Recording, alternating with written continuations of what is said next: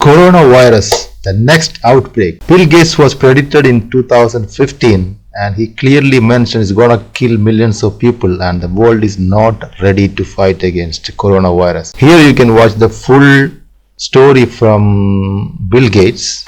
Let's watch. When I was a kid, the disaster we worried about most was a nuclear war. That's why we had a barrel like this down in our basement, filled with cans of food and water. When the nuclear attack came, we were supposed to go downstairs, hunker down, and eat out of that barrel. Today, the greatest risk of global catastrophe doesn't look like this. Instead, it looks like this. If anything kills over 10 million people in the next few decades, it's most likely to be a highly infectious virus rather than a war. Not missiles, but microbes. Now, part of the reason for this is that we have invested a huge amount in nuclear deterrence, but we've actually invested very little in a system to stop an epidemic. We're not ready for the next epidemic. Let's look at Ebola. I'm sure all of you read about it in the newspaper. Lots of tough challenges. I followed it carefully through the case analysis tools we use to track polio eradication. And as you look at what went on, the problem wasn't that there was a system that didn't work well enough. The problem was that we didn't have a system at all. In fact, there are some pretty obvious key missing pieces. We didn't have a group of epidemiologists ready to go who would have gone, seen what the disease was, see how far it had spread. The case reports came in on paper. It was very delayed before they were put online, and they were extremely inaccurate. We didn't have a medical team ready to go.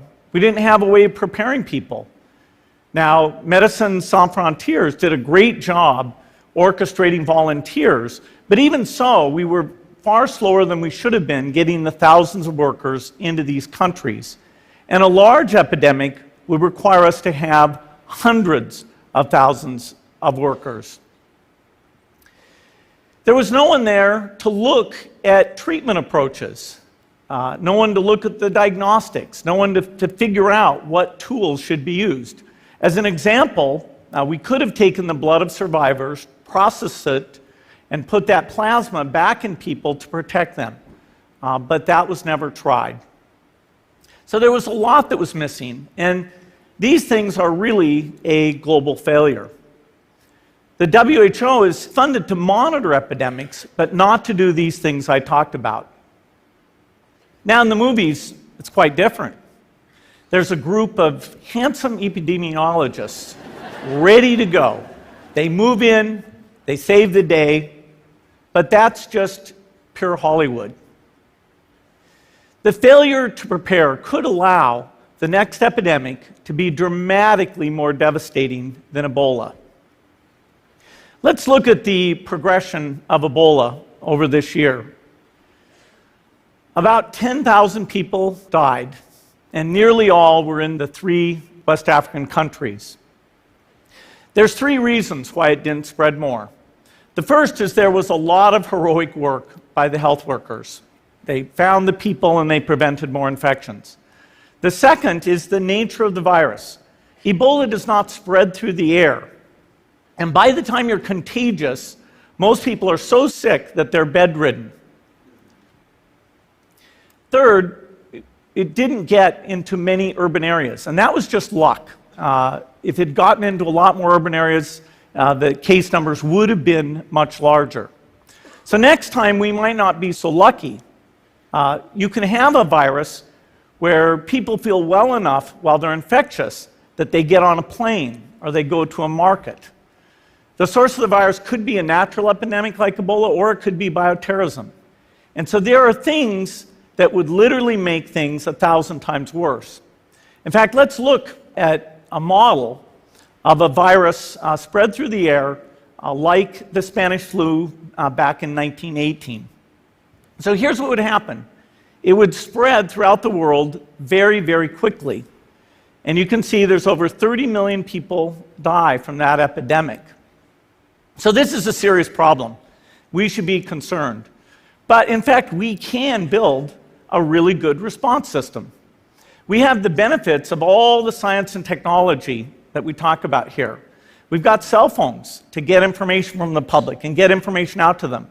We have satellite maps where we can see where people are and where they're moving. We have advances in biology that should dramatically change the turnaround time to look at a pathogen and be able to make drugs and vaccines that fit for that pathogen. So we can have tools, but those tools need to be put into an overall global health system, and we need preparedness. The best lessons, I think, on how to get prepared are, again, what we do for war. For soldiers, we have full-time waiting to go. We have reserves that can scale us up to large numbers. NATO has a mobile unit that can deploy very rapidly. NATO does a lot of war games to check, are people well trained?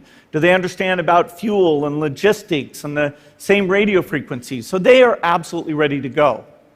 So those are the kinds of things we need to deal with an epidemic. What are the key pieces? First is we need strong health systems in poor countries. That's where mothers can give birth safely, kids can get all their vaccines, but also where we'll see the outbreak very early on. We need a medical reserve corps, lots of people who've got the training and background who are ready to go with the expertise. And then we need to pair those medical people with the military, taking advantage of the military's ability to move fast, do logistics, and secure areas. We need to do simulations, germ games, not war games, so that we see where the holes are. The last time a germ game was done in the United States was back in 2001, and it didn't go so well. So far, the score is germs 1, people 0. Finally, we need lots of advanced R&D in areas of vaccines and diagnostics. There are some big breakthroughs, like adeno-associated virus, that could work very, very quickly. Now, I don't have an exact budget for what this would cost, but I'm quite sure it's very modest compared to the potential harm. The World Bank estimates that if we have a worldwide flu epidemic, global wealth will go down by over $3 trillion, and we'd have millions and millions of deaths. These investments offer significant benefits beyond just being ready for the epidemic. The primary health care, the R&D, those things would reduce global health equity and make the world more just as well as more safe. So I think this should absolutely be a priority. There's no need to panic. We don't have to hoard cans of spaghetti or go down into the basement. But we need to get going because time is not on our side. In fact, if there's one positive thing that can come out of the Ebola epidemic, it's that it can serve as an early warning, a wake-up call to get ready. If we start now, we can be ready for the next epidemic. Thank you.